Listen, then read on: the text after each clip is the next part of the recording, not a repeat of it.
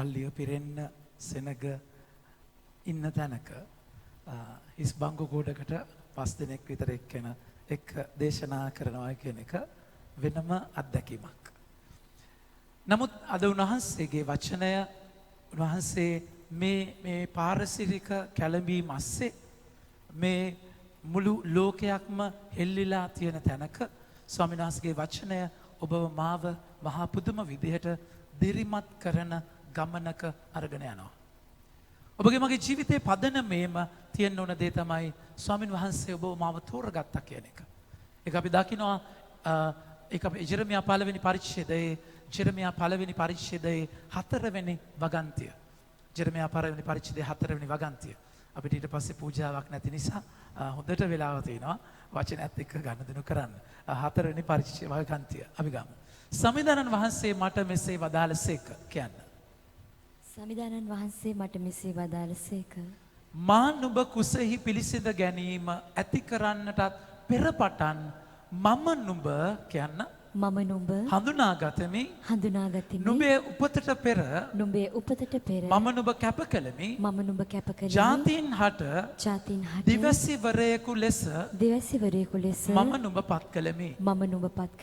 එපිස 1:4. මගේ ආදර ප්‍රේමාන්තයනි බලන්න ඔබව මාව ස්වාමින් වහන්සේ තෝරගත්තා කියන එක ඔබ මම තෝරගත්තා කියන එක පැහැදිලි යථාර්ථයක්. එතන මේ ඔබ මම ජීවත් වෙන්නේ මේ තෝරගත්තා කියන තැනත් එක්ක.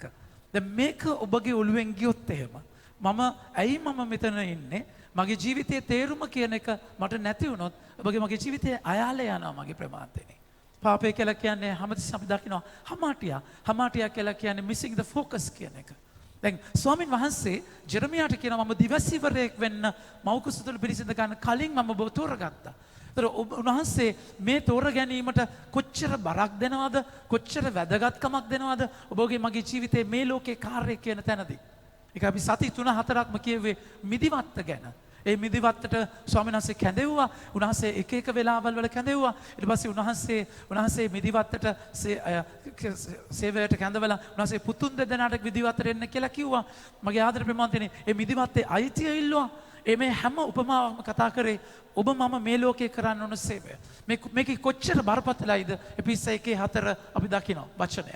එපිස 1:4 කියනවා ප්‍රේමයෙන් උන්වහන්සේ ඉදිරියේ අප සුද්ධව නොකලල්ව සිටින පිණිස ලෝකය මැවීමට ප්‍රථමයෙන් කියන්නේ. ලෝකයේ මැවීමට ප්‍රථමයෙන් ක්‍රිස්තුස් වහන්සේ තුල දෙවියන් වහන්සේ අප තෝරාගත්සේක. මගේ ආදර ප්‍රේමාන්තයනි ක්‍රිස්තුස් වහන්සේ තුල ලෝකය මවන්න කලින් ඔබ මම තෝරගෙන තියෙනවා. දැන් මේක ඔබ මම අවබෝධ කරගන්න ඕනේ. මේක උන්වහන්සේගේ තෝර ගැනීමක්. ඒක ඔබගේ අම්මා තාත්තගේවත් වෙන කිසිම කෙනෙකුගේ තෝර ගැනීමක් නෙමෙයි. 100%ක්ම ස්වාමින් වහන්සේගෙම තෝර ගැනීමක්. ඒක උන්වහන්සේගේ තෝර ගැනීමක් නම් උන්වහන්සේ දන්නේ අරමුණ මොකක්ද? ඔබව අරගෙන යන විදිය ලෝකයට ඔබ වටින්නේ නැහැ. ලෝකයේ ගහන පදයට නටන කෙනෙක් නෙමෙයි ඔබ. ලෝකයේත් එක්ක කටයුතු කරන කෙනෙක් නෙමෙයි ඔබ. ස්වාමින් වහන්සේගේ අරමුණ අභිලාෂය තේරුම් අරගෙන ස්වාමින් වහන්සේව සතුටු කරන චරිතයක්. ඔබ ස්වාමින් වහන්සේ සතුටු කරද්දී මතක තියාගන්න ලෝකය ඔබට ද්වේෂ කරනවාමයි. මේක තමයි යථාර්ථය. අද අපි දකිනවා පළවෙනි කියවීමේ ස්වාමීන් වහන්සේ යයිරස් කියන සයිරස් රජට උන්වහන්සේ අභිෂේක කරා කියන වචනේ ගන්නවා. ගන්න යෙසාය 45 පළවෙනි වගන්තිය. සමිදානන්ගේ අභිෂේක ලත් රජුරෝ සයිරස්ය. මගේ ප්‍රේමාන්තරේ මතක තියාගන්න මේක ආందోලනාත්මක කියමනක්. ඇයි සමිදානන්ගේ අභිෂේකය එන්නේ? අභිෂේකය කියන වචනේ එන්නේ දිවසිවරයන්ටයි ජුදා ජාතිකයන් අතර දිවසිවරයන්ටයි පූජකයන්ටයි විතරයි. ඒක තෙල් වලින් ආලේප කරලා අපි අභිෂේක කරන්නේ යම් කාර්යයක් සඳහා පමණමයි. දැන් එතනදී මගේ ආදර ප්‍රේමාන්තයනි දැන් මේක සයිරස් කියලා කියන්නේ වෙනම පේගන් කිං කෙනෙක්. ඒ කියන්නේ අන්‍ය ජාතික රජ කෙනෙක්. ඒක ජුදා ජාතිකයන්ටත් නැති ටයිටල් එකක් ජුදා ජාතිකයන්ටත් නැති අරමුණක් දෙද්දී ඒ කියන්නේ එච්චර බරපතලකමක් ස්වාමීන් වහන්සේ සයිරස්ගේ ජීවිතේට දෙනවා.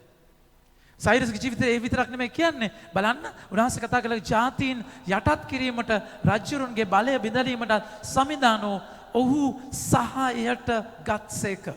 අපි හැමෝම කියමු ඔහු සහායට ගත්සේක. ඒ කියන්නේ මොකක්ද? ඒ කියන්නේ මගේ ආදර ප්‍රමාතේනි උන්වහන්සේ දකුණ අතින් අල්ල ගන්නවා කියන එක. දකුණ අතින් අල්ලනවා කියන එක. ස්වාමීන් වහන්සේ කතා කළා කියනවා සයිරස්ව මම දකුණ අතින් අල්ල ගන්නවා. දකුණ අතින් අරගෙන ඒ කියන්නේ උන්වහන්සේට ඕන දේ කරගන්න. අපි ඕනම ආයුධයක් ගන්න දකුණ අතින්. ස්වාමීන් වහන්සේ කතා කළා කියනවා ඔබම මාව මේ දකුණ අතින් අරගෙන උන්වහන්සේට ඕන දේ කරගන්න.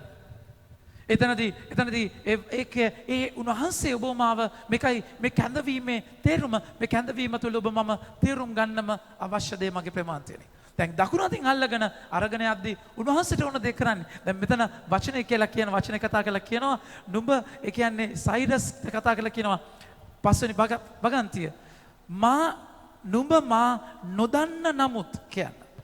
නුඹ මා නොදන්න නමුත් මම නුඹ ශක්තිමත් කරන්නේ මේ. මම නුඹ ශක්තිමත් කරන්නේ. මගේ ආදර ප්‍රමාන්තයනේ. ස්වාමීන් වහන්සේ සයිරස් අන්‍ය ජාතික රජෙක් නිසා එයාට කියනවා ඔබ මාව දන්නේ නැහැ. මේ දන්නවා කියන වචනය තමයි ඔබගේ මගේ ජීවිතයේ කැඳවීමේ ලස්සනම තැන. ඒ කියන්නේ එයා පේගන් කිං එකයි ඊශ්‍රායල් ජනතාව සහ ජුදා ජනතාව සහ අනිත් ජාතීන් අතර ප්‍රධානම වෙනස. එයා පේගන් කිං කෙනෙක්. එයා අන්‍ය ජාතික ජුදා නොවන රජ කෙනෙක්. ඒ කියන ඔබ මම දන්නේ නැහැ. දන්නවා කියන වචනේ කියන්නේ සම්පූර්ණ සම්බන්ධතාවයක්. පූර්ණ සම්බන්ධතාවයක්. ඒ කාර්යයේදී එයා නොදන්නවා වුණාට මම ශක්තිමත් කරනවා කියනවා. හැබැයි ජේසුගේ කාර්යයේදී ජේසු කියනවා මම තාත්තයි මමයි එක්කෙනෙක්. මම කරන්නේ තාත්තා කරන දේ දැකලා මට තාත්තා වැහෙනවා. මම මගේ ආහාරය ජුවම් 4:34 කතා කරලා කියනවා මගේ ආහාරය මගේ තාත්තගේ කැමැත්ත කරන එක. ඒතර ජේසුගේ ජීවිතය තාත්තව දන්නේ නැති තැනක් නෙමෙයි. තාත්තව පූර්ණව සම්බන්ධ වෙච්ච තැනක්. ඒතර පුරාණේ අන්‍ය ජාතික රජෙක් වෙන සයිරස් කියනවා මම දන්නේ නැහැ ඒත් මම ශක්තිමත් කරනවා. හැබැයි ජේසුගේ එහෙම තැනක් නෙමෙයි. සහ ඔබ මාව කැඳවන්නේ ස්වාමීන් වහන්සේව නොදැන සේවය කරන තැනකට නෙමෙයි. ඒක උන්වහන්සේ මතෙව් 7:21 වෙනි වගන්තිය ගන්න. උන්වහන්සේ කතා කරලා කියනවා මගේ පියාණන් වහන්සේගේ කැමැත්ත කරන අය මිස මට ස්වාමීනි කියන අය දේව ස්වර්ග රාජ්‍යයට තෝරගන්නේ නැහැ කියලා මතෙව් 7:21. උන්වහන්සේගේ වචනය කතා කරලා කියනවා. එතන උන්වහන්සේ කියනවා ඒ දවසේදී ස්වර්ග රාජ්‍යයට ඇතුළු ඒ දවසේදී ඊළඟ වගන්තිය ගන්න. ඒ දවසේදී බොහෝ දෙනෙක් ස්වාමිනී අපි ඔබේ නාමයෙන් දෙවස් වැරකි නොකීමුද ඔබේ නාමයෙන් දුෂ්ටාත්මයන් දුරු නොකළෙමුද ඔබේ නාමයෙන් නොඑක් ප්‍රබල ක්‍රියා නොකළෙමුදයි කියනු ඇත. එහෙත් ඊළඟ වංශය ගන්න. ඒ විට මම කිසි කලක ඔබ නොහැඳින්නෙමි දුදැනෙනි මා වෙතින් ආක්ව යන්න යොන්ට වදාළසෙක්. කියන්නේ දන්නේ නැහැ. To know දේවම්ම එකයි කියන්නේ I don't know a man. ඒ කියන්නේ දේවම කියන මම කිසිම පිරිමියෙක්ව දන්නේ නැහැ. කියන්නේ පූර්ණ සම්බන්ධතාවයක්. යයිරස්ගේ කාර්යය වගේ නෙමෙයි මගේ ප්‍රමාත්‍යනේ ජේසුගේ කාර්යය. පූර්ණ සම්බන්ධතාවයක් එක්ක. ඒතර ඔබ බෞද්ධ සාපනේ ස්වාමීන් වහන්සේගේ සුදු පවුලට එකතු වෙන්නේ. ඒ උන්වහන්සේගේ ලේවලින් සුදාත්මයන් තුළ සුදාත්ම එකයි අපි කියන්නේ දෙවියන්වහන්සේගේ ප්‍රේමයත් ජේසුගේ සුදාත්මයන් වහන්සේගේ සහභාගීකමක් කියලා දීව පූජාව ආරම්භය කියන්නේ. අපි සහභාගී වෙනවා. අපි සම්බන්ධ වෙන සුදාත්මයන් හරහා. ස්වාමීන් වහන්සේ බොතෝර ගන්න ඒ තැන. මොන කාර්ය කරත් උන්වහන්සේ දැනුවත්ව උන්වහන්සේත් එක්ක සම්බන්ධකමින් කරන කාර්යයක්. ඒ තැනදී ඒක කාර්යය අපේ පරමාදර්ශය ජේසු මගේ ප්‍රමාතනේ. ජේසු කොහොමද කටයුතු කළේ? එයයි අපේ පරමාදර්ශය. ජේසු තාත්තට පූර්ණව සම්බන්ධ වෙලා කටයුතු කරපු තැන. මොකද ලෝකයේදී ජේසුට හම්බෙච්ච දේ. මේක ඔබගේ මගේ ජීවිතේ මහා දිරියක්. උන්වහන්සේ කතා කරලා කියනවා ලෝකය ඔබට පීඩා කරනවා. මට කරපු දේ ඔබටත් කරනවා. හැබැයි මතක තියාගන්න මම ලෝකේ ජයගත්තා. ස්වාමීන් වහන්සේ පැහැදිලිව කතා කරලා කියනවා මම ලෝකේ ඔබ වෙනුවෙන් ජය අරගෙන ඉවරයි. ඔබ මම යන්න ඕනේ කැලේ ඒ පාර උන්වහන්සේ කපාගෙන ගිහිල්ලා ඉවරයි. උන්වහන්සේ කියනවා මම මාර්ගය, මම ජීවනය, මම ඇත්ත. ඒතර ජේසුව සම්බන්ධ කරගෙන ඔබ මම මේ ගමන යා යුතුමයි. ජේසු මේ ගමන යද්දී ජේසුට හම්බුනේ මොකක්ද? ලෝකයේ තුල ප්‍රසාදය නෙමෙයි. මොකද ස්වාමීන් වහන්සේගේ සිතුවිලි අහස වගේ, ඔබගේ මගේ සිතුවිලි පොළොව වගේ. ඒසය 55 උන්වහන්සේ කතා කරනවට ඒ. එතකොට මිනිසුන්ට තේරෙන්නේ නැහැ, සුදාත්මයන් තුළ මෙහෙවීමක් නැති අයට තේරෙන්නේ නැහැ මොකක්ද ඔබ කරන්න කියන එක. සමහර ඔබගේ ස්වාමි පුරුෂයාටම ඔබව ජෝක් එකක්. ඔබගේ බිරිඳටම ඔබ විහිළුවක්. ස්වාමීන් වහන්සේ තුල අත්දැකීම යද්දී ඔබගේ බජාර් එකට ඔබ නෝන්ඩියක්. මගේ ආදර ප්‍රේමවන්තයනි, ජේසුස් තුළ ජීවිතේ 100% යනවා කියන්නේ ඔබ පිස්සෙක්. ඒක තමයි ඇත්ත. එනිසා බය වෙන්න එපා. ඔබ ස්වාමීන් වහන්සේගේ තුල දේ කරද්දී ලෝකයට ආවඩන්න ඔබට බෑ. ලෝකයට කඩ යන්න බෑ. ලෝකයට මුට්ටි අල්ලන්න බෑ. ඔබට පැහැදිලි කාර්යයක් තියෙනවා කරන්න. ඒ තුල ඒක ඔබ උඩුගම් බලා යන ගමනක යන්නට ඕනේ. ජේසුස් එහෙම ගිය නිසා ජේසුස්ගෙන් බලාපොරොත්තු වුණේ මිනිස්සු මෙසියස්ගෙන් බලාපොරොත්තු වුණේ රෝම අධිරාජ්‍යයෙන් ගලවන ඒ රාජ්‍ය තාන්ත්‍රික ගැලවීමක්. ජේසුස් ඒවට ලෑස්ති වුණේ නැහැ. ජේසුස් ඒ තැන ජේසුගේ සේවයේ ක්ලයිමැක්ස් එක මුදුනකට ඇවිල්ලා 5000කට කන්න දීලා මලවුන් නැගිටලා ඒ මුදුනදී ජේසුස් ඒ මුදුන අතාරලා උන්වහන්සේ කපාල කන්දට යනවා. මේ පසුබැස්ම ජුදාස්ට දරන්න බැරි වුණා. ජුදාස් එක තමයි ජේසුස් පාවා දෙන්නේ, ගිහිල්ලා පාවා දෙන්නේ. අඩුම ගානේ හිර වුණාමවත් ජේසුස්ගේ බලය පෙන්නලා එළියට කඩාගෙන එයි කියලා. මුළු ලෝකෙම බලාපොරොත්තු වුණේ ජේසුස් පාන් වැඩි කරද්දී, රොටි වැඩි කරලා 5000කට කන්න දෙද්දී එයාලා බලාත්කාරකමෙන් රජ කෙනෙක් කරන්න හදනවා. ජෝම්තුමාගේ හැවෙන පරිචිත ගන්න.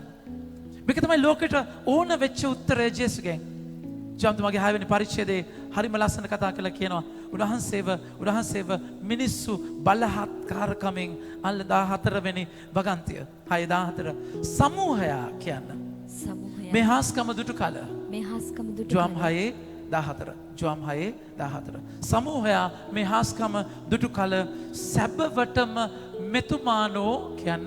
සැබෑවට මෙතුමානෝ ලොවට වඩින්නට සිටින දිවසිවරයානෝ යයි කිය. ඊළඟ ගන්න. තමන් බලහත්කාරයෙන් අල්ලාගෙන රජකමට පත් කරන්නට ඔය ආදර ප්‍රමාන්තයනේ. දිවසිවරයා ඒගොල්ලන් බලාපොරොත්තු වුණේ තෝරාගත දිවසිවරයා රජ කෙනෙක් වෙන්නට ඕනේ. ඒක තමයි ලෝකය ඔබගෙන් ඉල්ලන දේ. ඔබගේ බජාර් එක, ඔබගේ කට්ටිය, ඔබගේ පිරිස, ඔබගේ වටපිටාව ඔබගෙන් ඉල්ලන දේ. මිනිස්සු ඔබගෙන් ඉල්ලන දේ නෙමෙයි ඔබ මම කරන්නට ඕනේ. ඒක පේදුරුතුමා පැහැදිලිව මේක අවබෝධ කරගෙන යන්නේ. මම මිනිස්සුන්ව සතුටු කරන්න නෙමෙයි ඉන්නේ. මම කීකරු වෙන්න ඕනේ ඔබටද නැත්නම් දෙවියන් වහන්සේටද? මේක ඔබගේ මගේ ජීවිතයේ ඔබව දකුණු අතින් අල්ලගත්ත ස්වාමින් වහන්සේ ඒ කාර්ය කරද්දී මේ අවබෝධය ඔබගේ මගේ ජීවිතේ තියෙන්න ඕනේ. මම සතුටු කරන්න උන්වහන්සේව. මම මාවවත් නෙමෙයි සතුටු කරන්නේ. මම මගේ කෙලෙස්, මගේ ඇඟ, මගේ මේ මස නෙමෙයි සතුටු කරන්නේ උන්වහන්සේව. මගේ අදහස්, මගේ සිතුවිලි, මගේ අරමුණු, මගේ ආශාවන් නෙමෙයි සතුටු කරන්නේ ස්වාමින් වහන්සේව. මගේ ආදර බෙමන්දනේ කුඩු ගහපු මිනිස්සයා කුඩු ගහලා අතහැරියන් පස්සේ ඒ ඇඟම ඉල්ලන්නේ කුඩු. සික් එක කියලා කියන්නේ ඒක. ඉන්න බෑ, නිින්ද යන්නේ. අර කැඟ ඉල්ලනවා. ඒ තමයි ලෝකයේ ඉල්ලන දේ. යක්ෂයා, ලෝකයා, මාංශයා. ඔබගේ ඇඟ ඉල්ලන දෙයක් තියෙනවා. ඒතර ඔබ කියන්නේ නැගට මම ඔබව නෙමෙයි සතුටු කරන්නේ මගේ ස්වාමින් වහන්සේව. මේ ප්‍රතිවිරෝධය, මේ විරුද්ධතාවය තියෙන ඇතුළෙමයි. ඒකයි මම කරන්නේ මම අකමැති දේ. ඒ මම කරන්නේ මම අකමැති දේ නම් ඒ කරන්නේ මම නෙමෙයි මා තුළ ඇති පාපය කියලා උන්වහන්සේ පැහැදිලිවම උන්වහන්සේ පවුලතුමාගේ අත්දැකීම තුළ කතා කරලා කියනවා. මගේ ආදර ප්‍රේමන්තයනේ. ඒකයි රෝම 7:15 කතා කරන්නේ. ඒකයි උන්වහන්සේ කතා කරලා කියන්නේ. එතකොට මොකද්ද වචනේ ගන්න දැන් අපි කියවගෙන ආව කොටස. ඉතින් මොකද වෙන්නේ? Taman බලහත්කාරයෙන් අල්ලාගෙන රජකමට පත් කරන්න ඕන් සැරසෙන බව දැන ජේසුස් වහන්සේ දැනගෙන නැවත කියන්න. තනිවම කන්දට වැඩියසේක. තාත්තේ මිනිස්සු මගෙන් ඉල්ලන්නේ මේ දේ. තාත්තේ මිනිස්සු මගේ ඇඟ ඉල්ලන්නේ මේ දේ. මගේ සිස්ටම් එක ඉල්ලන්නේ මේ දේ. ලෝකේ රැල්ල, ලෝකේ තියෙන ක්‍රමය ඉල්ලන්නේ මේ දේ. හැබැයි වහන්සේගේ කැමැත්ත මොකක්ද තාත්තේ? ජේසුස් මේ තාත්තත් එක්ක ජේසුස් කියන්නේ ඒකයි මම කරන්නේ මගේ තාත්තා කරන දේ දැකලා. පූර්ණ සම්බන්ධතාවයක්. I know my father. මම උන්වහන්සේව දන්නවා. ස්වාමීන් වහන්සේත් එක්ක පූර්ණව සම්බන්ධ වෙච්ච තැන. හැබැයි ඒ තැන ලෝකය ඔබ ප්‍රතික්ෂේප කරනවාමයි. මිනිස්සුන්ට ඕනේ රජ කෙනෙක් කරන්න ජේසුස් යන්නේ වෙන පැත්තකට. ඒක කඹ ඇදිල්ලක්. එක දෙපැත්තට ඉරිල්ලක් මගේ ප්‍රමාන්තනේ. මම කරන්නේ මම අකමැති දේ කියලා පවුල්තුමා කියන්නේ ඒකයි. මේක ඔබගේ ඇතුළත් පරිසරය තුලත් මේ දෝලනය තියෙනවා. දැන් මේකට සෙට්ටුන් නැති නිසා පරිසිවරුන්ට ජේසුගේ ක්‍රමය සෙට් වෙච්ච නැති නිසා විනයදරයන්ට මේක සෙට් වෙච්ච නැති නිසා හෙරෝදිවරුන් කියලා කියද්දී පරිසිවරුන් එක තියෙන ජම්මන්ත වෛරකාරයෝ මේ වෛරකාරයෝ එකතු වෙනවා ජේසුව කුමන්ත්‍රණය කරලා වට්ටන්න. මේ වෛරකාරයෝ සේන්දු වෙනවා ජේසුව අහු කරගන්න. අපි අද සුවිශේෂයට යනවා. අසුවිශේෂය වතා කරලා කියනවා මගේ ආදර ප්‍රේමාන්තයනේ මගේ ආදර ප්‍රේමාන්තයනේ. එවිට පරිසිවරු උන්වහන්සේ කට වචනයෙන් අල්ලා ගන්න කිසිදයි කුමන්ත්‍රණය කළහ. ඔහු හෙරෝදුරිවන් සමග තමන්ගේ ගෝලයන් උන්වහන්සේ වෙත යවුව. ඔහු කතා කොට ගුරුදේවයනි කියන්න. ගුරුදේවයනි ඔබ අවංක කෙනෙකු බවත් ඔබ අවංක කෙනෙකු බව දෙවියන් වහන්සේගේ මාර්ගය හරි ලෙස උගන්වන බවත් මිනිසුන්ගේ තරාතිරම් නොබලන බැවින් කිසිවෙකු නොතකන බවත් අපි දනිමු. මගේ ආදර ප්‍රේමාන්තයනේ මතක තියාගන්න. මේක උගුලක් කියන එක. මේක උගුලක්. එතකොට උගුල දැන් මාළුවව අල්ලන්න දාන ඇමක් කියලා පේන්න මගේ ආදර ප්‍රේමාන්තයනේ. මාළුවා මේක උගුලක් මේක මේ අහු කරගන්න දෙයක් කියලාක පේන එක.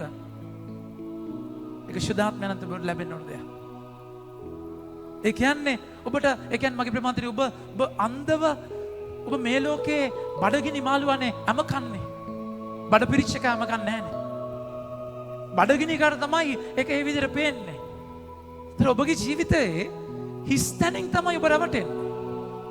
තාත්තගේ ආදරය ලැබිච්ච නැති දරුවා ඒ තාත්තගේ ආදරය ලෝකේ හොයන්න ගිහිල්ලා රවටෙන්නේ. අම්මගේ ආදරය දැරිච්ච නැති දරුවා ඒ අම්මා ඒ හිස්තැන පුංචි කාලේ නොලැබිච්ච ආදරයයි ලෝකේ තුල හොයන්නේ. අහුවෙන්නේ හිස් වෙච්ච නිසා. අහුවෙන්නේ අඩුවක් එක්ක. මගේ ආදර ප්‍රේමාන්තයනේ ඒකයි අපි දරුවන්ව පුළුවන් තරම් අප්‍රීෂিয়েට් කරලා හදන්නට ඕනේ. අපි කරන්නේ මේ ආසියාතික සම්ප්‍රදාය තුළ අපි දරුවට බරින එකමයි කරන්නේ. බැනලමයි හදන්නේ. ගහලා හදන්නේ. එහෙම සංස්කෘතියක් තියෙනවා. හැබැයි අප්‍රීෂিয়েට් කරනවා කියන එක, අගය කරනවා කියන එක චූටි දෙයින් නම් දරුවව අගය කරලා ඒ ආදරයෙන් පුරවද්දී මගේ ආදර ප්‍රේමාන්තනේ අම්මා තාත්තයි ජේසුව එයාලා අත්දකින මුල්ම පුරුක. එතන ඔබ දරුවව අප්‍රීෂিয়েට් කරලා හදද්දී ලෝකයේ තුල ලෝකයෙන් දරුවේ ඔයා you are nice you are beautiful කියද්දී තේරෙනවද කියන්නේ you are cute කියද්දී ඒ දරුවා හැඹරෙන්නේ නැහැ එතන. දරුවව අගය කරන තැන එතන දෙදරින් වටිනාකමක් දෙනවා නම් වෙන කෙනෙක් දෙන එවන ඉමෝජි එක heart එක ඉමෝජි එක I love you කියන එක මොකක් හරි දෙයකට දරුවා එතන දිය වෙන්නේ නැහැ. දරුවට ඒක ගෙදරින් ලැබිලා. ඔබගේ ගෙදර එකයි ඔබ පුරවන ලස්සන තැනක් වෙන්නට ඕනේ. මගේ ආදර ප්‍රේමාන්තයනේ ඔබ මගේ ජීවිතයේ ඔබට මට මේ ලෝකෙන් සමහරට ඔබ මම අම්මා තාත්තගෙන් මේ අප්‍රීසියේෂන් එක ලැබිලා නැහැ. අගය කිරීම ඔබට මට ලැබිලා නැහැ. ඔබ මාව එහෙම අගය කරලා නැහැ. ඒක නිසා ලෝකෙට දොස් තිය ඉන්න ඔබට මට වෙලාවක් නැහැ. මතක තියාගන්න. එතන ඔබට එහෙම වෙලාවක් නැහැ. නමුත් ඒ නිසායි ඔබ මම ගැඹුරු ඒ ලෝකයෙන් වෙච්ච හිස්තැන අම්මගෙන් තාත්තගෙන් වෙච්ච හිස්තැන ජේසුව අත්දකින්න ඔබගේ තෝතැන්න වෙන්නට ඕනේ. ඔබ යාඥාවෙන් ගිහිල්ලා ජේසු අවුරුදු 30ක් රහස් ජීවිතයක ඉඳලා ප්‍රසිද්ධ ජීවිතේ පටන් ගන්න ඉස්සෙල්ලා ශුද්ධාත්ම ආලේපය ලැබලා ජෝර්දාන් නදියේ බෞද්ධ ස්ථාපනය ලැබුවාන් පස්සේ ජේසුට ඇහිච්ච වචනය මොකක්ද? ඔබ මාගේ ප්‍රියාදර පුතා. ඔබ ගැන මම ප්‍රසන්නයි. තාත්තා අනම්මනම් නෙමෙයි කිව්වේ පුතා ඔයාව මට වටිනවා. ඔයාව මට ඕනේ. මේ රෙකග්නිෂන් එක මේ පිළිගැනීම ජේසුගේ අතුලාන්තයම ප්‍රබෝධමත් කළා. අපිට ඒක ඇහිලා තියෙනවද? අපිට ඒක ඇහෙනවද මගේ ප්‍රේමාන්තනේ? මගේ තාත්තගෙන් ඒක මට ඇහෙනවද? උන්වහන්සේගෙන් මට ඒක ඇහෙනවද? මට අද වගේ මතකයි 2008 ජනවාරි 13 වෙනිදා 12 වෙනිදා මගේ පූජාත්වරය 13 වෙනිදා මගේ මුල්ම පූජාවේ එදා ජේසුගේ බෞතිස්ම ස්ථාපනයේ මංගල්‍ය තිබුණේ. ඒක මට ජේසු දීපු ලස්සනම තෑග්ගක්. ඒ වචනය මම එහෙම් පිටින්ම අල්ලගත්තා. උන්වහන්සේ කතා කළා කියද්දී උන්වහන්සේ අනිත් අයගේ පව් ගඟේ ගිලුනේ. අනිත් අය පව් හේදිච්ච තැන උන්වහන්සේ ගිලුනේ. මට ගිලෙන්න තියෙන අනිත් අයගේ පව් වල නෙමෙයි. මගේම පව් ගඟේ මම ගිලිලා ගොඩ එද්දී උන්වහන්සේ මට කතා කළා කියන්නේ ඔබ මගේ ප්‍රියාදර පුතා. ඔබ ගැන මම ප්‍රසන්නයි. ඒ මං ගැන විතරක් නෙමෙයි මගේ ප්‍රමාන්තනේ. ඔබ ගැන ස්වාමීන් වහන්සේ ප්‍රසන්නයි. යාඥාව කියලා කියන්නේ හුදෙක් පිතා පුත්‍රයා දාලා ගිරව් වගේ වචන සෙට් එකක් කියලා පිතා පුත්‍රයා දාලා ඉවර කරලා කොහොම හරි වෙලාව ගත කරන එක දාන අත්දැකීමක් නෙමෙයි. ආත්මයන්න් තුල සුදාත්මයන්න් තුල ස්වාමීන් වහන්සේගේ හඬ ඒ ජෝර්දාන් නදියේදී ඇහුණ ජේසුට ඇහිච්ච හඬ මට ඇහෙන්න ඕනේ හැම උදයකම. ඒකයි ජේසු හිරුදාවට කලින් උන්වහන්සේ අවදි වෙලා යාඥා කරන්නට ගියේ මාර්ක් 1:35. උන්වහන්සේ මුළු රාත්‍රියම යාඥා කරන්නේ ලූක් 6:24 ලූක් 6:12 මගේ ආදර ප්‍රේමාන්තනි මේ යාඥාවේ අත්දැකීම ජේසුගේ මුළු ජීවිතයම බලය වුණා. ඒතර ආයි පිටින් පිරෙන්න දෙයක් නැහැ. ජේසු දන්නවා මම උන්වහන්සේට ප්‍රසන්නයි. ඒතර දැන් පරිසිවරු ඇවිල්ලා විනයදරයෝ කතා කරලා කියද්දි ස්වාමීනි ඔබ වහන්සේ තේරුණාද ගුරු දේවයනි ඔබ අවංක කෙනෙකු බවත් දෙවියන් වහන්සේගේ මාර්ගය හරියට උගන්වන බවත් මිනිස්සුන්ගේ තරාතිරම් නොබලන බැවින් කිසිවෙකු නොකතව කරන බවත් අපි දනිමු. thank you very good. හැබැයි ඒක පුම්මන අත්දැකීමකට අරගෙන යන්නේ නැහැ. සමාජයේ එක වෙලාවක ඔබ පුම්මනවා. ඔබගෙන් වැඩ ගන්න ඔබට බටර් ගන්නවා. ඔබ තේරුම් ගන්න. බටර් ගාද්දී හරි දැනගන්න මේ බටර් ගන්න කියන එක. ඒක දැනගන්න නම් ඔබ ඒ කියන දෙයට අනේ ඇත්තද? අනේ ඇත්ත. අනේ කියන්නේ ඒ මොන ඇප්‍රීසියේට් කරපු ගමන්ම වෙන ආසට පාවෙනවා. මගේ ආදර ප්‍රේමාන්තයනේ.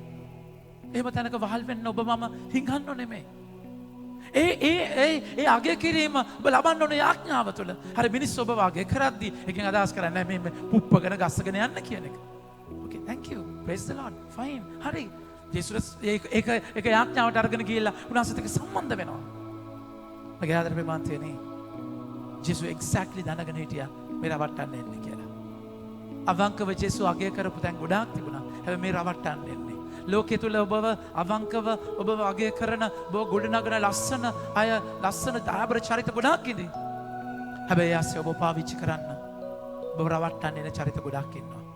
මේක ඔබ අධ්‍යාත්මයෙන්ම දකින්නට ඕනේ. ඒ කියන්නේ ඔබ හැමතිස්සෙම කුස් වශයෙන් සැකයෙන් බලන අදහසක් නෙමෙයි. ශුද්ධාත්මයන් තුළ ඔබ මේ අවදිය ඔබට තියෙන්නට ඕනේ. ජේසු මගේ ආදර ප්‍රේමාන්තනේ මේ අගය කරන වෙලාවේ මේ අගය කරන මිනිස්සුම තමයි එක තැනකදී ජේසුට කියන්නේ ජේසු යකුන්ව දුරු කරන්නේ බෙල්සබුල්ගේ බලයෙන් කියලා. ජේසු කමින් බොමින් ආව නිසා කෑදර මිනිස්සෙක් කියලා කිව්ව එකයි. ජේසුගේ මව මරියා ජුසේ නේද නාසරෙත්වලින් මොන යහපතක් එන්නේ කියලා ඒ අයම තමයි කිව්වේ. එහෙම කියද්දි ජේසු කඩා වැටුනෙත් නැහැ. අගය කරද්දි පිම්මුනෙත් නැහැ. ඔබ මම ස්වාමීන් වහන්සේ තුල ගමන යන්නේ. අදාළ නැති දේ කුණුබක් කිට දාන්න ස්වාමීන් වහන්සේත් එක්ක ගමන යන්න. එහෙම තැනකදී තමයි ඔබට තේරෙන්නේ මගේ ආදර ප්‍රේමාන්තනේ මේක රවට්ටන්න එනවා කියලා. වචනේ ගන්න. වචන කතා උන්වහන්සේ කතා කළා කියන බලන්න එබැවින් ඔබ සිතන්නේ කුමක්ද? සීසර් අධිරාජ්‍යයට අයබදු ගෙවිය යුතුද? අයුතුදයි අපිට කිව මැනවයි කීහ. ඒ ජේසුස් වහන්සේ ඔවුන්ගේ නපුරු අදහස දැන. අපි හැමෝම කියමු. නපුරු අදහස දැන. නැවත කියන්න. නපුරු අදහස දැන. මගේ ආදර ප්‍රේමාන්තනේ. ඔබගේ මගේ ජීවිතේ නැසෙක කියන්නේ සර්පයෙක් වගේ කපටි වෙන්න ඕනේ. නිකන් ඔය බබාලා වගේ මුකුත් දන්නේ නැතු වගේ ඔබට මට යන්න බෑ. සර්පෙක් වගේ කපටි වෙන්නට ඕනේ. අපි ජීවිතේ ඒ ප්‍රඥාව, ඒ අවබෝධය ජීවිතේ හැම වෙලාවෙම සාක්ෂියා ගොරවන සිංහෙක් වගේ ඔබම ඇවිදිනවා කියන දේ දැකලා අවදියෙන් ඉන්නට ඕනේ. නිකන් ඔය පාවි ගිහිල්ලා හැපි යන්න අපිට විදියක් නැහැ මගේ ප්‍රේමාන්තේනි. ඒ දේ තුළ ඔබ සම්බන්ධ වෙන්න. ඔබ සටන් කරනව නෙමෙයි ඔබ සම්බන්ධ වෙනවා ස්වාමීන් වහන්සේට. මොකද වෙන්නේ ජේසු ගාවට ආවයින් පස්සේ දැන් ජේසු අහනවා ඇයි ඔබ මාව රවට්ටන්නේ? කෛරාටිකයනේ. හිපොක්‍රිට්ස් කියන්නේ නළුවෝ. ඒක ඇත්තටම තේරුම නළුවෝ. ඒ කියන්නේ ඔබම රඟපානවා. ඔබ බොරුවක් කරන්න මෙතන. ඔබ මාව රවට්ටන්නේ නැතන. මගේ ආදර ප්‍රේමාන්තයනි. ඒකෙන් ජේසු වැටුණා නම් තේරුමක් වෙන්නේ නැහැ.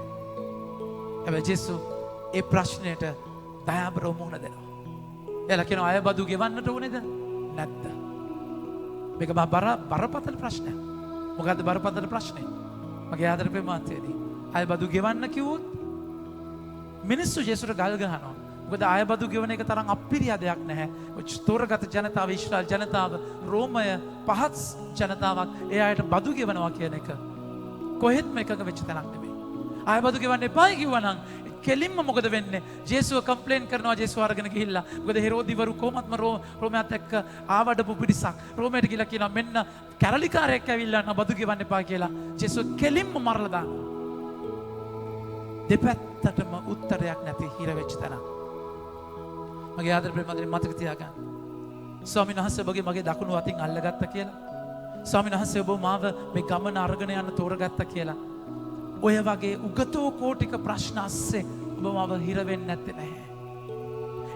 ඔබට මට කරගන්න දෙයක් නැහැ. මේ පැත්තත් හිර වෙච්ච මේ පැත්තත් හිර වෙච්ච මහා බරපතල අත්දැකීම් අස්සේ. අත්දැකීම් අස්සේ ඔබ මාව හිර වෙනවා. හිර කරනවා. හැබැයි මගේ ආදර ප්‍රේමවන්තනි කලබල සිත නලංගුව ඔබ මම කලබල වුණොත් එහෙමයි සිද්ධිවල ඔබට මට පේන දේ පේන්නේ නැති වෙනවා. ඔබට මට තේරෙන දේ තේරෙන්නේ නැති වෙනවා. දකින්න දේ දකින්න නැති වෙනවා. ඒක උන්වහන්සේ කතා කරලා කියන්නේ ගීතාවලිය 46:10 be still and know that I am your Lord. වචනේ ගන්න. ඔබ නිශ්චල වෙන්න මම දෙවිඳුන් බව දැනගන්න. මේක අතිශයින් වැදගත් ඔබගේ මගේ ආධ්‍යාත්මික ජීවිතේ වචනේ කතා කරලා කියනවා ගීතාවලිය 46:10 නිශ්චලවන්න කියන්න නිශ්චලවන්න මා දෙවිඳුන් බව සිතට ගන්න. නිකම්ම 14 ගන්න. ඔබ මේ නිශ්චලතාවය තුලයි මගේ ප්‍රේමවන්ත නිශ්චලතාවය කියලා කියන්නේ නිකන් ඔයේ ඉන්න එකක් නෙමෙයි. be still කියන්නේ යුද ඉරියව්වක්. ආම එක ඇඳගෙන යුද ඇඳුම ඇඳගෙන දුනු ඊතල ලෑස්ති කරගෙන කඩු අමෝරාගෙන ඔබ නිශ්චලව ඉන්නේ කමාන්ඩ් එක එනකන්. එහෙම නැතුව නිකන් ඔය පාවේ ඉන්න නිකන් එහෙම එකක් නෙමෙයි. නිශ්චලත්වය කියන්නේ ඒකයි. සන්නද්ධ වෙලා ස්වාමීන් වහන්සේගේ වචනයට අවදි වෙන තැන. උන්වහන්සේ කතා කරලා කියනවා නිශ්චලවන්න උන්වහන්සේ ඔබ උදෙසා සටන් කරනසේක ඔබ නිශ්චලව සිටිය යුතුය. උන්වහන්සේගේ වචනයයි ඔබ මාවත හරහා අරගෙන යන්නේ.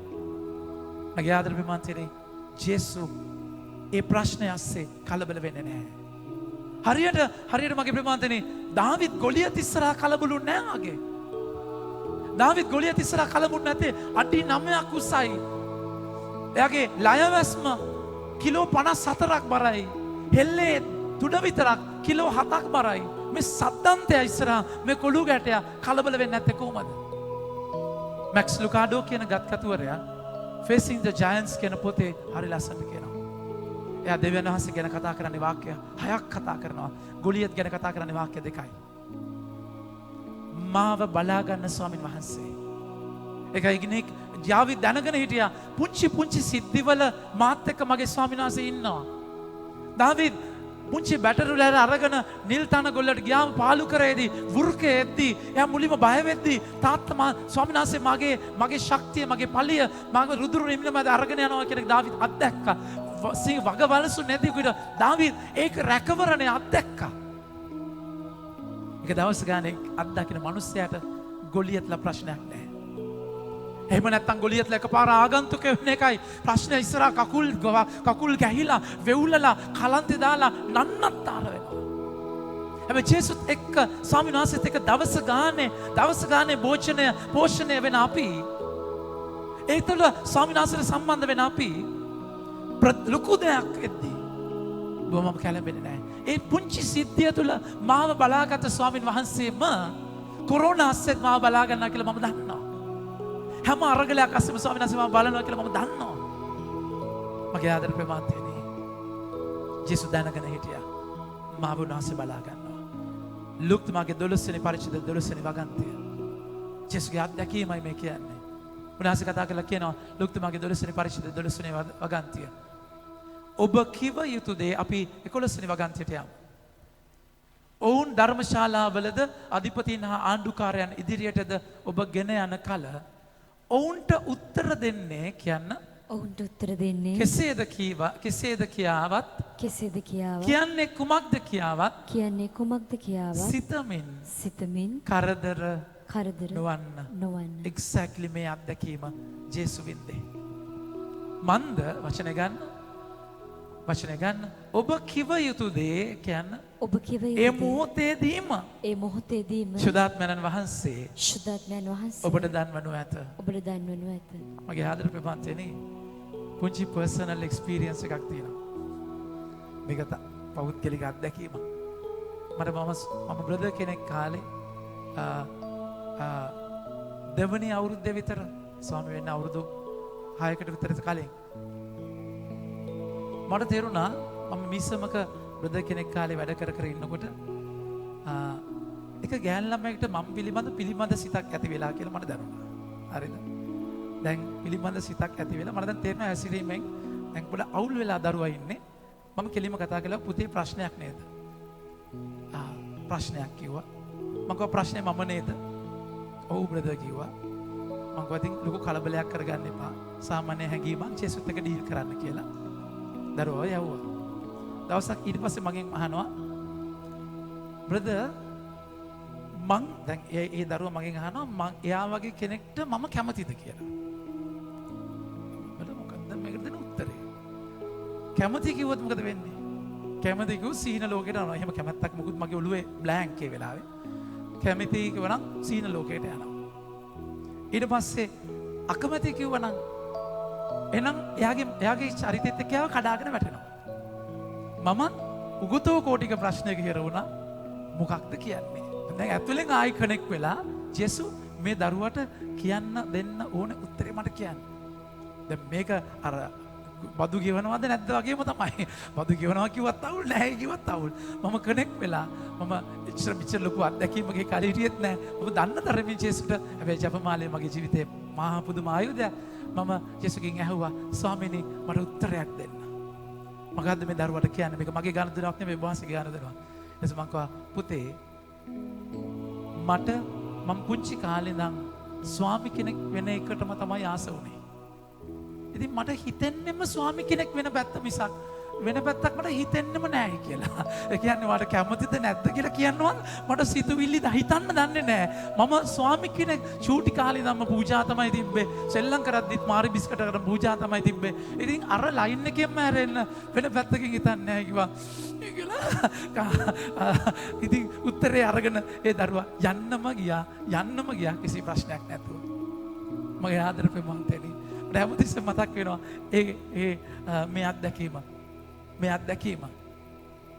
ඔබ මාව ඒ ඇවිල්ලා මම විහිළුවට දයාබර ඔබත් එක්ක බෙදාගත්ත තැන. හැබැයි ඊට වඩා ලොකු අරගල ඔබ මම මුණ දෙන තැන තියෙනවා. ඊට වඩා බරපතල අරගලවල ඔබ මම හිර වෙන තැන තියෙනවා.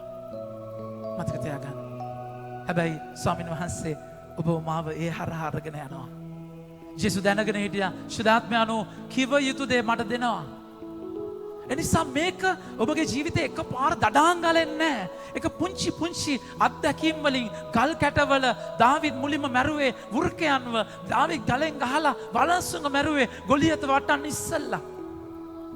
ඔබගේ ජීවිතේ මේ අත්දැකීම ඔබත් එක්ක මාත් එක්ක යන්න ඕනේ. ඒ අත්දැකීම ඔබත් එක්ක මාත් එක්ක යනකොට ඔබත් එක්ක මාත් එක්ක අත්දැකීම යනකොට ස්වාමීන් වහන්සේ ඔබ මම බලන විදිය දන්නවා.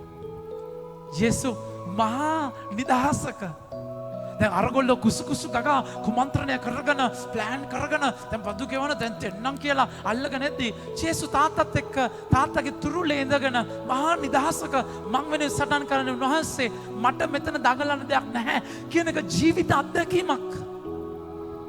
මගේ හැම සිද්ධියකදීම ස්වාමීන් වහන්සේ දකුණු අතින් ඔබ අල්ලගෙන ඉනවා කියලා ඔබ දන්නවනම් මේ උන්වහන්සේගේ ට්‍රැක් එකේ නම් ඔබ යන්නේ. ඔබට මාව උන්වහන්සේ අරගල අස්සේ අරගෙන යන විදිය මහ පුදුම සුන්දර දෙයක්. ඒක ඔබ දැනගන්න ඕනේ. ජේසුස් කියනවා මගේ ප්‍රේමාන්තේනේ. ඔබ බදු ගෙවන කාසියක් ගේන්න. දැන් බදු ගෙවන කාසියක් කියලා කියන්නේ ඒගොල්ලන්ට කාසි වර්ග ගොඩාක් තිබුණා. දේවස්ථානයට නියමිත වෙනම කාසි වර්ගයක් තිබුණා. බදු ගෙවන කාසිය රෝමයේ කාසියක්. ඒක අධිරාජ්‍යයාගේ සලකුණ තිබුණා. ඒක යටින් දාලා තිබුණා සීසර් අධිරාජ්‍යයාගේ ඒ කියන්නේ ඒ සලකුණත් එක්ක ඒකේ පැහැදිලිව තිබුණා මොකක්ද මේ අධිරාජ්‍යයා දෙවියන්ට සමානයි කියලා. ඒගොල්ලන්ගේ අධිරාජ්‍යය ඇවිල්ලා දෙවියෝ ඒගොල්ලන්ට. ඒතර ඒ කාසියේ තිබුණේ ඒ දෙවියන් කියලා. අධිරාජ්‍යයා දෙවියන්. ඒතර දෙවියන්ගේ සලකුණ රූපේ තිබුණා ඒ අධිරාජ්‍යයාගේ පින්තූරය එතන. දැන් මේක තමයි බදු ගෙවන කාසිය. මොකද ඒගොල්ලන්ගේ ප්‍රශ්නේ බදු. යේසුගේ මනස කොච්චර පැහැදිලිද? බදු ගෙවන කාසියක් ගන්න කියද්දී ඒගොල්ලෝ මොකද කරන්නේ? දඩ බඩ ගහලා සාක්කුවට අත දැම්මා කාසිය දුන්නා.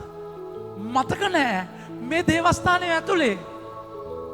ඒගොල්ලන්ට මතක නැහැ දේවස්ථානයේ ඇතුලේ. දේවස්ථානයේ මගේ ප්‍රේමවන්තනි දේවස්ථානෙට ඇතුල් වෙන්න බෑ. ඒක ඇවිල්ලා දෙවියන් වහන්සේගේ මන්දිරය. මේ ඇවිල්ලා ඒගොල්ලන්ගේ සාක්කුවේ තියෙනවා අද අධිරාජ්‍ය දෙවියන්. ඒ කියන්නේ බහුදේවවාදයක්. ඒක දසපණතේ මුල්ම පනතට විරුද්ධයි. ඒගොල්ලෝ ගාව තියෙන්න බෑ ඒකාසි. දේවස්ථානයේ එද්දී එකයි මනි චේන්ජර්ස්ලා ඉන්නේ. කාසි මාරු කරලා ඉන්නේ දෙවියන් දේශු එක තැනක ජෝන්තුමාගේ දෙවෙනි පරිච්ඡේදයේ දේවස්ථානේ පිරිසුදු කරද්දී මේ සල්ලි මේස විසි කරන්න එකයි. ඒගොල්ලෝ අර රෝමේ කාසි අරගෙන ඇවිල්ලා දේවස්ථානයේ කාසි වලට මාරු කරද්දී වංචා කරා. දැන් බලන්න ඒගොල්ලන්ට මතක නෑ ඒගොල්ලෝ මොන වගේ උගුලකද ඉන්නේ කියලා. ඒගොල්ලෝ කාසිය අරගෙන යේසුට පෙන්නද්දී එතනම පත්තු වෙනවා. ඒ කියන්නේ මාරාන්තික පාපයක් කරලා තියෙන්නේ. අධිරාජ්‍යගේ කාසි, අධිරාජ්‍ය රජ කියන කාසිය සාක්කු විදාගෙන දෙවියන් වහන්සේගේ මන්දිරයට ඇවිල්ලා. එතනම ඉවරයි. නොකවුට්. යේසුට තිබුණ ඕන එතනම විනාශ කරලා දාන්න. තේරුණාද? ඒ කියන්නේ කාසි දෙනවා. ඒ කියන්නේ එතනම ඉවරයි. අර ඔක්කොම ඩිස්ක්වොලිෆයි කරන්න තිබුණා. විනාශ යනවා. මේකේ කවුද ඉන්නේ? මතක තියාගන්න මගේ ප්‍රේමාන්තයනේ. ඔබ ස්වාමීන් වහන්සේට සම්බන්ධ වෙන්නේ නැතුව මිනිස්සුන්ව වලේ දාන්න ඔබ සැලසුම් හදනවා නම්, ඔබගේ කුහකකමත් එක්ක මිනිස්සුන්ව වටන්න ඔබ ප්ලෑන් කරනවා නම්, ඔබ හාරපු බොරු වලේ, ඔවුන්ට හාරපු බොරු වලේ ඔබමම වැටෙන වෙලාවක් තියෙනවා. ඊට වඩා දෙයක් තියෙනවා ජීවිතේ කරන්න.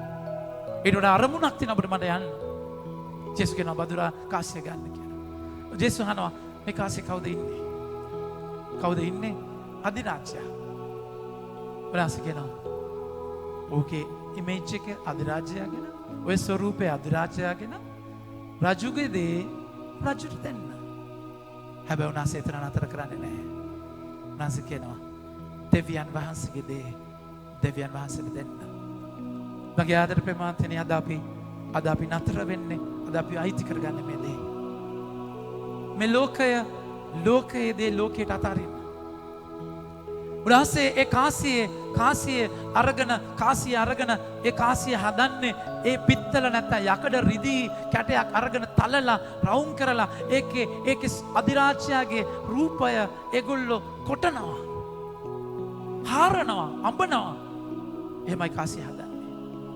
ස්වාමිනාසේ මැටි පිටක් අරගෙන ඒක හදලා ඒ මැටිපිඩේ ඔබගේ මගේ ස්වරූපය අඹනවා.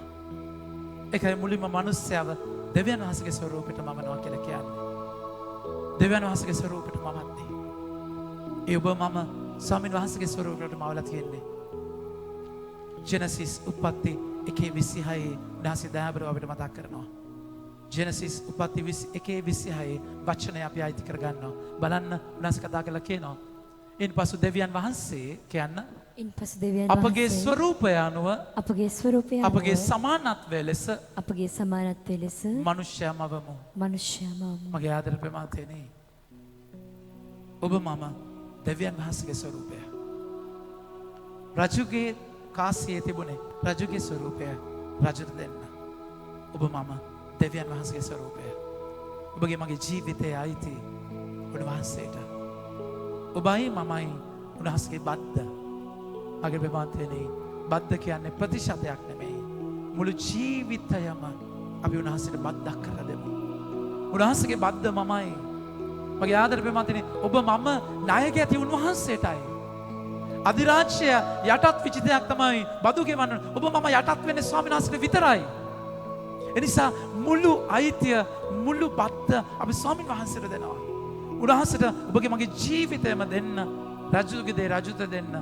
ජීවිතයේ මහා නිවහල් නිදහස් තැනකට ස්වාමීන් වහන්සේ අරගෙන එනවා. එනිසා අරගල අස්සේ කලබල වෙන්න දෙයක් නැහැ, කැළඹෙන්න දෙයක් නැහැ. ස්වාමීන් වහන්සේ ඔබ මාව අරගෙන යනවා. උන්වහන්සේ මාව නිදහස් කරනවා. ඒ නිදහස තුළ ස්වාමීන් වහන්සේ ඔබ මාව දකුණු අතෙන් අරගෙන සෛරස්ව අධිරාජ්‍යයන් යටත් කරන්න පාවිච්චි කරා වගේ ස්වාමීන් වහන්සේගේ මහා මෙහෙවර සඳහා ඔබ මාව පාවිච්චි කරනවා. ලෝකය මේකට ඊර්ෂ්‍යා කරයි, ඔබ වටන්න කකුලෙන් අදී හැම තැනකදීම නිහඬව ස්වාමීන් වහන්සේ තුල සම්බන්ධ වෙන්න උන්වහන්සේ ඔබව බලගතු කරන බව අයිති කරගන්න දෙවියන් වහන්සේට අයිති වන ඔබ දෙවියන් වහන්සේට දෙන්න කියලා උන්වහන්සේ ඔබ මාව බලගතු කරනවා සන්නද්ධ කරනවා මගේ ආදරේ